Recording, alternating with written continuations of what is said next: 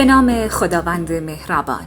در زمان پادشاهی انوشیروان، بازرگان خارجی بعد از 30 سال می‌خواست به کشور خودش برگردد. انوشیروان بدو گفت: مال و ثروتت 1000 برابر زمانی است که به اینجا آمدی. اگر بمانی که مال و ثروتت مال توست. اگر خواستی بروی 2 برابر مالت را ببر. بیشتر نه. بازرگان جواب بسیار زیبایی به انوشیروان داد که پیشنهاد میکنم تا آخر این ویدیو همراه ما باشید. من مهسا هستم، قصه گوی داستان. در عهد انوشیروان، بازرگانی مبلغ گزافی از بابت بهای اجناس از یکی از وزرای انوشیروان طلبکار بود و هر قدر مطالبه می‌کرد آن وزیر از پرداخت بدهی خودداری می‌نمود و به تقاضای مکرر وی اهمیت نمی‌داد.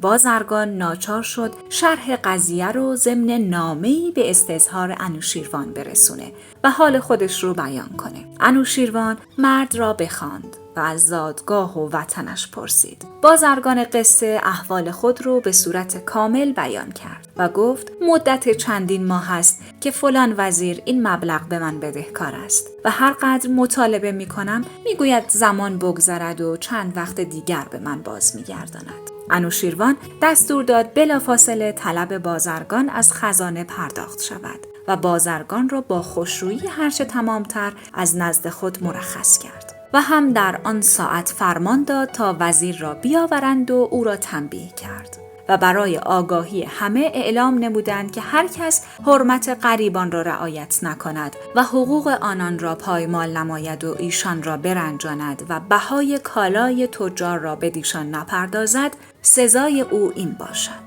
چون بازرگان خارجی چنین عدل و دادی از انوشیروان بدید، در آن شهر ساکن شد و مدتی و روزگاری در آن دیار بماند.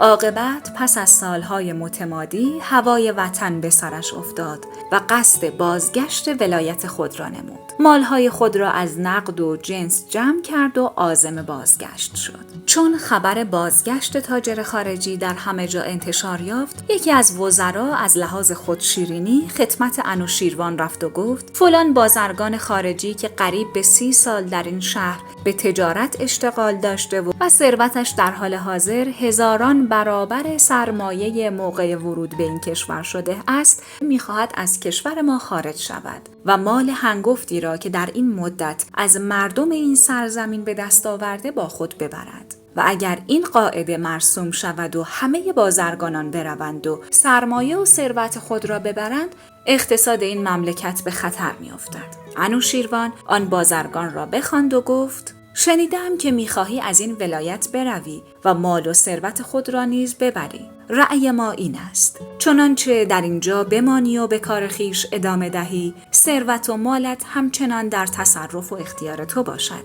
و اگر ناچارن می‌خواهی بروی، آنچه را که در روز اول به این مملکت آورده‌ای 2 برابر آن مبلغ را با خودت ببر و بقیه ثروت را در همین جا بگذار. بازرگان گفت: آنچه شاهنشاه می‌فرماید صحیح است، اما آنچه که من در 30 سال قبل به کشور شما آوردم به باد رفت. اگر پادشاه بتواند 2 برابر آن را به من باز پس دهد، من از همه مال خود می‌گذرم. انوشیروان گفت: مگر تو 30 سال قبل به این شهر چه آورده ای که من قادر به دادن آن نیستم؟ بازرگان گفت: من جوانیم را آورده بودم و این مال را به قوه جوانی به دست آوردم. جوانیم را به من بازده و تمام ثروتم را بگیر. انوشیروان از این پاسخ لطیف او متحیر شد و او را اجازه داد تا به سلامت به وطن خویش بازگردد.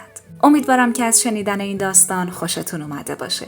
ممنون میشم برای حمایت از ما کانال رو سابسکرایب و این ویدیو رو لایک کنید و توی کامنت ها از نقطه نظراتتون در مورد این ویدیو برامون بنویسید.